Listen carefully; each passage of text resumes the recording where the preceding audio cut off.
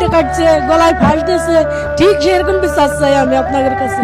ওইরকম ফাঁসি দিয়ে যেন ওর মারে, ওইরকম যেন ব্লেডে কাটে। আমার যে না আমার লোককে যে কষ্ট দিচ্ছে না, আমি নিজে ইচ্ছা করে দেখতে চাই ফাঁস দিয়ে মরা। এইটুকু আপনাদের কাছে আমার বিচার তাইলে যেহেতু কারো এরকম মৃত্যু দেয় আছে এখন গ্রামের বাড়ি যাবে। আমার অভিযোগ একটাই, ওর যখন ব্যালেটের কাটিছে ফাঁস দিয়ে মারিছে, ওইরকম উগারও আমি ফাঁস দিয়ে দেখতে চাই। ফাঁস দিয়ে দেখতে চাই ওরকম ব্যালেটটা যেন উগারও কাটে, এইটুকু আমার আবদার।